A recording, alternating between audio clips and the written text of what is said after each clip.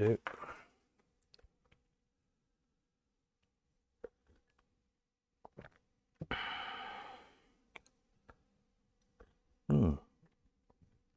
Good evening. I think we are live. Give us a thumbs up as per usual under the video if we're working. Type something, then I know it's good and the sound is coming through, etc. That'd be marvellous. Thank you very much. Let's just give it a second or two. There's always a little bit of a delay on the stream for some reason. Evening, Gary. Excellent. Somebody must be there. Marvellous. Pete's there as well. Excellent. Pete, Stella. Evening, evening, evening. Right. Hopefully you all got my email this morning. Read the second slight jiggling around of auction dates. Yeah, I'm just trying to make the best really of what we can do because it's been a bit mad. There's an awful lot going on in the background at the minute. Evening, Peter, and I'm trying to juggle things about as best I can. Evening, Roger and Elaine. So you'll see what I've done. Instead of, we were going to do the spares on the 2nd, i.e. next Sunday, and then the amusement sale on the 9th. So following on from a good suggestion from Pete Williamson on whatever it was, Friday, I've stuck the two together basically, and we'll do the 2-in-1 on the 9th. So hopefully that makes sense. There probably won't be as many spares as anticipated because I just haven't got time to catalogue them all. So what is up there now will obviously go in. There's a whole load more. I will try and get a few more done next weekend, but I obviously want to concentrate on getting the machines and the other stuff finished and catalogue that off. So I have put some more machines up. Evening, David. Let's just click on there. In the past couple of days or so, you will see there's these various all-wins. There's 4 all-wins for restoration. There will be more pictures of them. As far as I can see, they're all complete. Other than obviously that double 6 needs a back door and a cash box. But mechanically, sorted all the bits out. I spent a couple of hours doing that. It took a bit of a while. So I photographed the front of the playfield, the back of the playfield, the cabinets, all the bits. A lot of the bits are just loose. They're not screwed in properly. They're just sort of prodded in, so they look a bit wonky. That's why.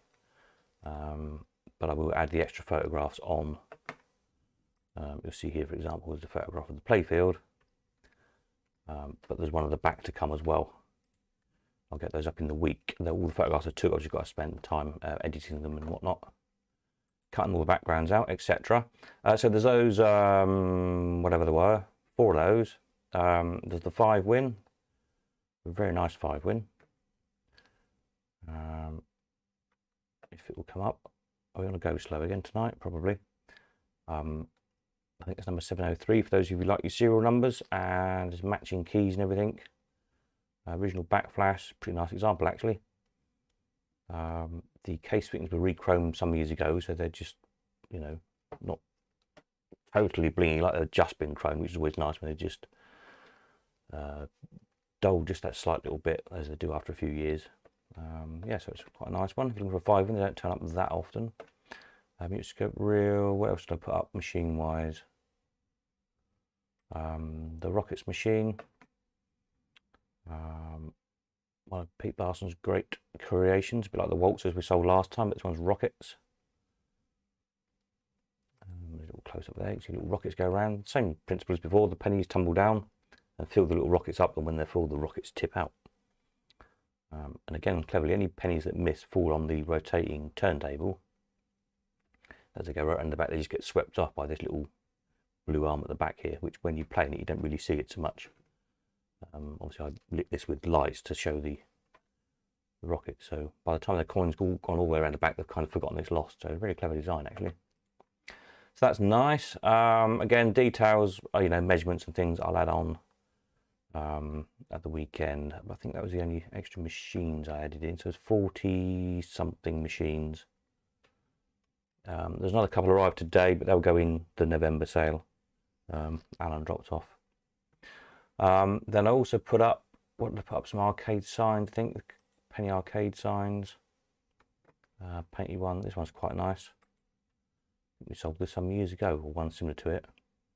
The pinball bit at the top where it says pinball, it's like an arcade playfield, is actually 3D, sort of 2 or 3 layers with little pins in it. So it's quite good. Bit of good decor for your games room. Nice cast iron stand. Fairgroundy bits. Put some good signs up. There's a couple of nice Vicky Postlethwaite panels. A couple of rockets off Carter's jets. They're nice. Painted by Anna, I think. Another one by Joby Carter. Big Scammell Science 5 foot square. This one's quite a big one. If you're looking for a big bit of, scroll down, nice big bit of artwork to slap on your wall somewhere. Yeah. As I'm sure you all know by now, Carters are finishing travelling very soon. So yeah, who knows there. Carterabilia, shall we call it, may start going up in value. There's a couple of nice nameplates here as well from Carter's lorries, which are nice. We've got old 17, which is off one of John Todd's lorries. And then the King. Atkinson, I think that did the Dodgem loads, if I remember rightly. On the big Atkinson. Yeah, so some bits there, some posters and bits and bobs. What else have we put up? A couple more lots of spares. An all-in cabinet if you need an Ollie Wowes cabinet.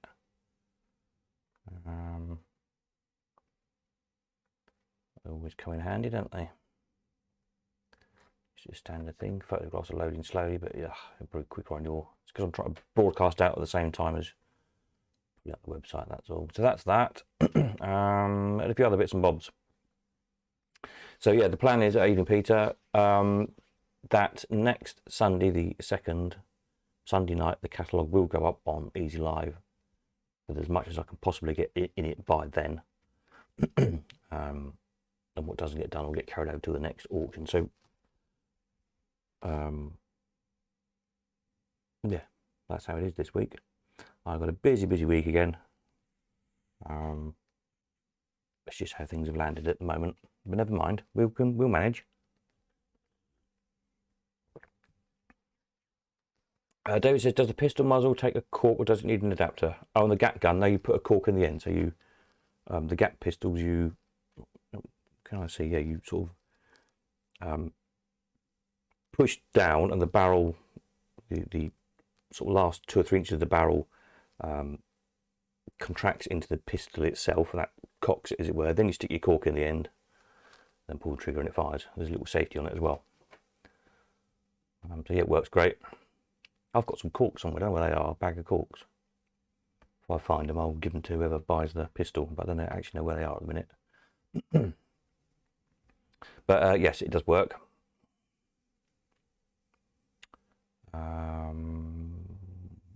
What else was I going to say? Something else. Can't remember. It's gone. It'll come back to me in a minute. Yes, any questions on any of this stuff, far away, obviously. I'll do my best to answer. I'll stick the machines back up because that's what most of you are most interested in. Yeah, so they're always the worst. The one that needs the most work probably is the Parker's, which is probably the nicest machine. The Parker's 12 wins, one doesn't turn up very often. So the backflash is pretty good, as you can see. The tracks are loose, is why they look like they're a bit of a funny shape. They're detached, so everything has been completely taken off the plywood playfield. The plywood is almost crumbled away to nothing with woodworm, but the case is absolutely fine. So you've got to put a new bit of plywood on it. Basically, so a bit of a laborious job, but well worth it because it's a pretty rare machine and a really nice one as well. But it does come in the lovely veneered cabinet. So yeah, again, I was going to say there'll be extra pictures. As far as I can see, everything is there. It should all be there because it was all there when he took the machine to bits to restore it, and that's as far as the chap got. So yeah, nice project for somebody. Make a lovely machine. This one's a slight oddball, the Winner Chew. It's in a pretty substantial cabinet. Nicely made out cabinet, but sort of like extra big.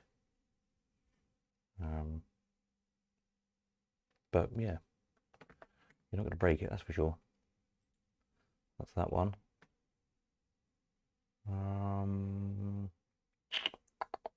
The fortune tellers work. Somebody asked me the other day to do the fortune tellers work. Yes, they do. I think they're on 20p, I think, at the minute, something like that. But they're easy enough to change, only just a push in mech. But again, the details will be on, and the measurements, they're about 7 foot tall or so. Quite impressive things. So the only one of those big batch of big machines hasn't gone in is the Joking Joey one, the little man that tells the jokes, because it blew one of the little power supplies. I think I told you before. Took up the van and plugged them in because they've been just stood for a while. And I guess some damp's probably got in the little power supply. So I will, I'll have a word with the vendor and get a new power supply ordered, only about 20 quid or something. And I'll get that fitted in so we can get that aimed for November and get a video of him running, which is quite a fun thing, really. I think that's probably the only machine that you might have seen in the previous live streams that's not going to be in the auction this time, but it will be in November. So yeah, that's where we're at with all of that lot. So as I said the other night, Friday night, if you missed it, this coming week I'm tied up with a telly job, so I'm not really going to be around much. But at the weekend I will be here in Cambridge, and one day or other over in Leamington as well. I'm not sure which day yet.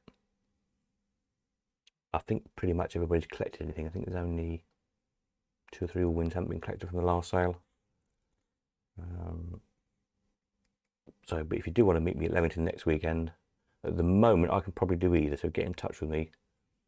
I can probably pretty much work around anybody who needs to meet there.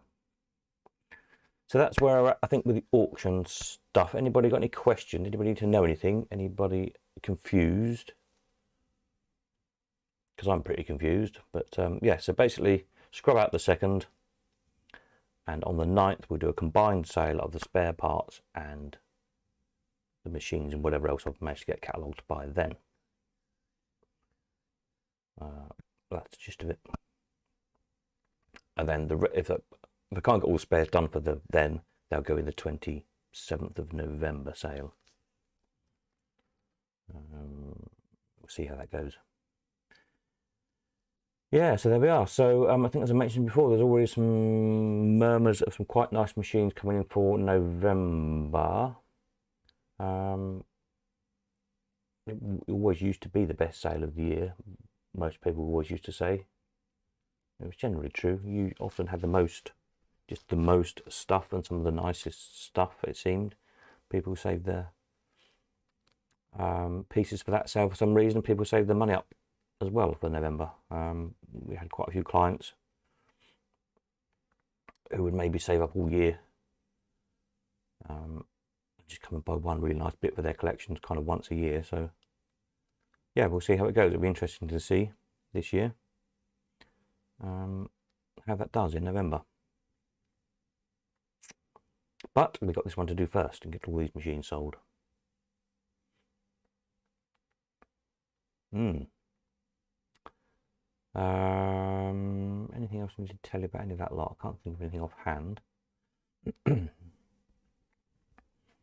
The little cocktail video game, that's, as far as I can see, all there. Can't see anything obviously missing or obviously blown, but it doesn't power up. It probably is just the power supply. Could be totally dead, of course. But when there's absolutely no life at all, that usually just means it's the power supply. So if anyone knows anything about video games, it's here to go, whatever it makes. So but they're quite sought after little things, really, aren't they? A lot of people just rip all the guts out and put PCBs in them, of course. PCs in them. Or do jammer conversions or whatever, but you can put 1,000 different video games in them or whatever you want. It's a reasonably smart little table. I think also Formica's good on it. Yeah, so there we are. Any other questions, comments? Anybody need to know anything? If not, it'll probably be quite a short one tonight because I've got loads to do for tomorrow yet tonight. Stuff to sort out, van to load, one thing and another. No rest for the wicked, as they say. And Tuesday video I will try, because I might not. Tuesday night I might be away, so I might have to try and do a remote one. That'll be fun.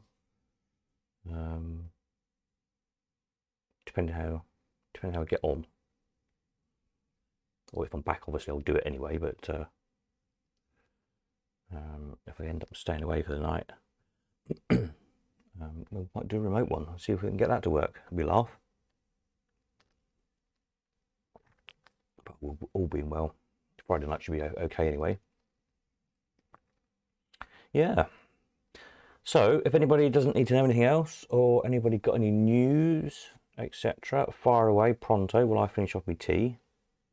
Or we'll call it a night. Nice, sharp, short stream. And I'll go and get on with some work. And we'll convene again later in the week. But in the meantime, if you need to know anything about anything, just ping me a message or whatever. And say, look up, I'll get some of the, all the things that have only got, machines that have only got one photograph. All the photographs are taken. It's just a case of finding time to cut them out and upload them. So I'll do a few of those in between my other work this coming week. Get those updated. And the details as well, of course. So there we are. So probably about it, I think. It's all gone a bit quiet, so that's all usually a sign that it's time to go and do something else, like finish my tea and have a bite to eat. So Peter's off, nighty night. So I'll just stick a note in here. Next one, I'll put hopefully Tuesday night. Oops. Tuesday night. Might be trying a mobile live stream out. There we are. Should be a laugh, shouldn't it? Right. So night all. Thank you very much. Yes, we'll catch up soon. Over and out.